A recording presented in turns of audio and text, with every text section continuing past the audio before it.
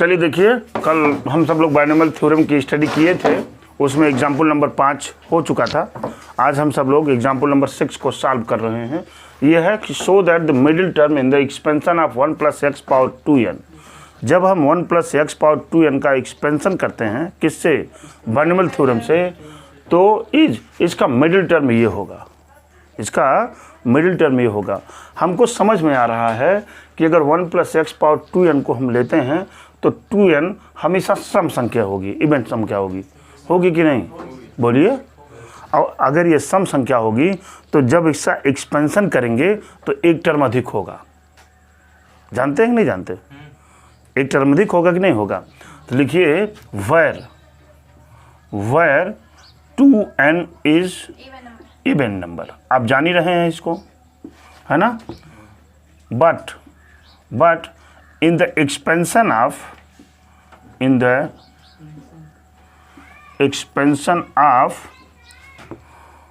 1 + x power 2n the number of term is odd हो जाएगा नहीं। और आड पर आपको बताया गया था कि जब आड नंबर होता है तो मिडिल टर्म क्या होता है, मिडिल टर्म बराबर होता है क्या भाई, ये था n/2 + 1s टर्म होता था कि नहीं होता था। तो अब आइए, यहाँ n की वैल्यू क्या है 2n, तो हो जाएगा 2n/2 + 1। बोलिए भाई, ये 2 कट गया, क्या आ जाएगा n + 1s टर्म। मिला कि नहीं मिला, बोलिए भाई। अगर t + 1s टर्म आपको निकालना हो कि अरे भाई tn + 1 टर्म निकालना है तो क्या मतलब है, कौन सा टर्म tn अगर निकाला है हम तो tn में कौन सी संख्या आएगी, एक कम रहेगा ना। अरे भाई अगर हम nवां पद निकालें इसका कि nवां पद क्या होगा एक्सपेंशन में, तो nवां पद एक अधिक आएगा कि नहीं आएगा, n से 0 शुरू होता है ना। तो यहाँ से मिडिल टर्म बराबर हो जाएगा। देखिए ध्यान दीजिएगा, मिडिल टर्म, इसीलिए बार आपको समझा रहा हूँ। Middle term equal to 2n/cn। Middle term यहाँ लिख दीजिए, मिडिल टर्म tn बराबर, अरे भाई n + 1वां टर्म है तो इसका मतलब क्या है, हमको nवां पद निकालना है। तो ये क्या हो जाएगा 2n/cn।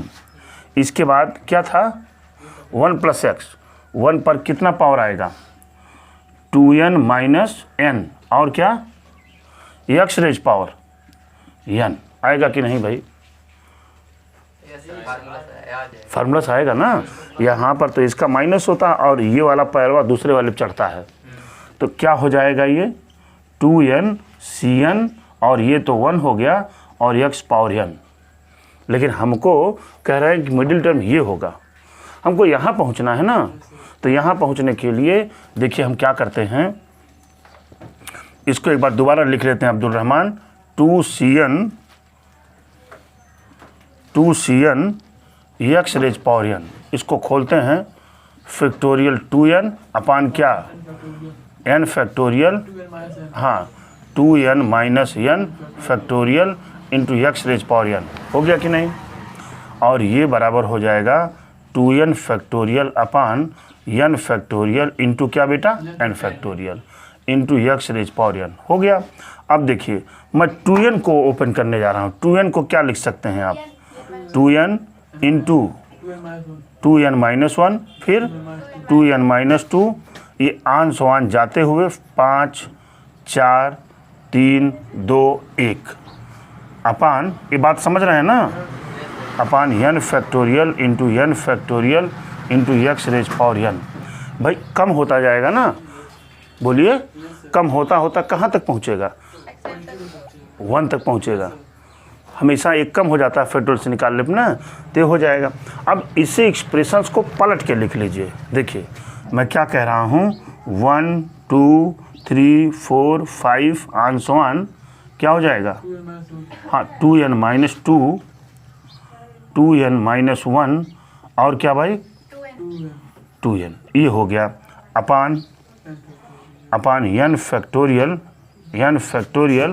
इंटू क्या x रेज पावर n। हो गया भाई। अब इसको दो फाँक में मैं बांटने जा रहा हूँ। देखिए, दो फाँक में बांटने का हम पढ़ेंगे, अर्थमेटिक में पढ़ेंगे इस तरह से। दो फाँक बांटेंगे तो 1, 3, 5 एंड सो ऑन, कहाँ तक 2n-1, ये हो गया। और दूसरा फाँक जब हम डिवाइड करेंगे तो 2, 4, 6 एंड सो ऑन, कहाँ तक जाएगा 2n। बात हमारी पकड़ में आ रही है ना। हमने इसको दो फाँक में बांट दिया। एक बार इवन नंबर वाला इधर, 8 नंबर वाला इधर ले लिया, इवन नंबर वाला इधर ले लिया। बात समझ पा रहे हैं। अपान क्या हो जाएगा, n factorial into n factorial into x raise power n, हो गया। अब देखिए यहाँ से 1, 3, 5 एंड सो ऑन 2n-1, ठीक है। यहाँ पर चले, ये क्या है 2, 4, 6 and so on 2 raise power n। इसमें कितना कॉमन लिया जा सकता है, ये जो प्रूविंग है ये शायद 2 रेज पावर n है। कितना है देखिए किताब में, तो मैं बताता हूँ, एक मिनट। ये 2 रेज पावर n आ गया यहाँ पर। अब यहाँ पर आप एक चीज़ देखिए, ये देखिए 2, 4, 6 एंड सो ऑन कहाँ तक जा रहा है, n तक जा रहा है। तो यहाँ पर आप क्या करेंगे, 2 रेज पावर n कॉमन ले लेंगे। तो यहाँ क्या बचेगा, 1, 2, 3 एंड सो ऑन, कहाँ तक जाएगा भाई, n तक जाएगा कि नहीं। अपान क्या मिला, फैक्टोरियल इंटू क्या, x रेज पावर n। अब हमारी बात ध्यान दीजिए, अंतिम स्टेप करने जा रहा हूँ। 1, 3, 5 एंड सो ऑन 2n-1 है ना, 2 रेज पावर n, ये किसके बराबर है, ये है फैक्टोरियल n के इक्वल। देखिए फैक्टोरियल n के इक्वल है upon n factorial into x raise power n। ये कैंसिल हो गया ना। और जब कैंसिल हो गया तो यही तो आपसे कह रहे हैं कि यही आपका मिडिल टर्म होगा, यही कह रहे हैं ना। इसलिए यहाँ लिख दीजिए मिडिल टर्म बराबर 1, 3, 5 एंड सो ऑन 2n-1, ठीक है जी। 2n-1 2 raise power n into क्या, x पावर n अपान क्या भाई, फैक्टोरियल n। यही आपका आंसर हो गया। ये थोड़ा एग्जाम्पल जो था ये कुछ दूसरे टाइप का था, थोड़ा सा आइडिया लगाएंगे तभी ये लग पाएगा। घर पे जा कर के इसकी प्रैक्टिस अच्छे से कर लीजिए। कह रहा है, देखिए ध्यान से, find the coefficient of x raise power 6 y power cube in the expansion of इतना। इस एक्सपेंशन में इतने का कोफिशिएंट बताइए। कोफिशिएंट माने गुणांक बताइए, कितना गुणांक है इसका। तो मैं तो लगा ही सकता हूँ इसको। यहाँ देख रहे हैं सीधे सीधे दिखाई दे रहा, r की वैल्यू 3 है और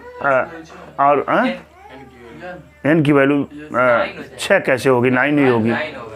ये है 9c3 होगा, ये आप कह सकते हैं ऐसे, ठीक है।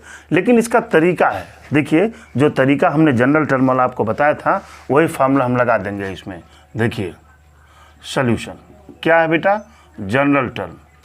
क्या लिख रहे हैं, जनरल टर्म क्या होता था, TR+1 बराबर NCR x रेज पावर, यहाँ x है, n-r into 2 raise power r।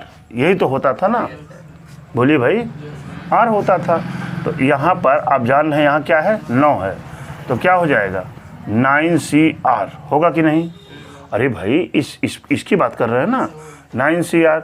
यहाँ पर x पावर 9 - r इंटू क्या 2i को ऐसे लिख लीजिए, 2 पर पावर r इंटू y पर पावर r। बात तो क्लियर हो गई। अब देखिए यहाँ पर क्या कर रहे हैं, x power 6 y power cube. घातों की तुलना कर दीजिए आप, है ना। घातों की तुलना जब करेंगे तो x वाला जो पावर है किसके बराबर हो जाएगा, 6 के, और y वाला जो पावर है वो किसके बराबर हो जाएगा, y वाले पावर के। तो यहाँ से लिखेंगे आप कंपेयरिंग पावर्स, है ना। कंपेयरिंग पावर्स के कंपेरिजन करेंगे तो 9 - r इक्वल टू क्या मिलेगा, 6 मिलेगा ना। यहाँ से r इक्वल टू क्या मिला, 3। और जब r इक्वल टू 3 मिल गया तो ये r तो दूसरा तो है नहीं, तो यहाँ भी r हो जाएगा। तो आप देख पा रहे होंगे कि यहाँ से लिखेंगे द कोफिशिएंट ऑफ, ध्यान दीजिएगा, the coefficient of x raise power 6 y power cube बराबर 9c3। ये 9c3 आ गया, ये तो x पावर 6 के बराबर है, ये क्या है y पावर क्यूब के बराबर है, इंटू क्या मिलेगा 2 पावर क्यूब। बताइए क्या इसका कोफिशिएंट नहीं होगा क्या? बोलिए भाई, यही तो होगा। आप r=3 यहाँ पुट करिए, 9c3 x power 6 into y power cube मिलेगा कि नहीं मिलेगा, और इन दोनों का कोफिशिएंट ये और ये होगा, गुणा किया गया है। अब इसी को सॉल्व कर दीजिए। सॉल्व करने चले तो फैक्टोरियल 9/3 फैक्टोरियल इंटू क्या 6 फैक्टोरियल इंटू 8, यहाँ पर 9 into 8 into 7 into 6 factorial divided by 3 into 2 into क्या 6 फैक्टोरियल इंटू क्या 8। ये 6 फैक्टोरियल कट गया, 3 त्रिक 9, 2 चौक 8, 3 चौक 12, 12 7 84, 84 8 जो आता है वही इसका कोफिशिएंट है। 84 इंटू 8 यानी 8 चौक 32 के 2 3, 8 9 64, 64 3 67, 672 इसका कोफिशिएंट है। देख पा रहे होंगे कितनी आसानी से हमने इसको सॉल्व कर दिया।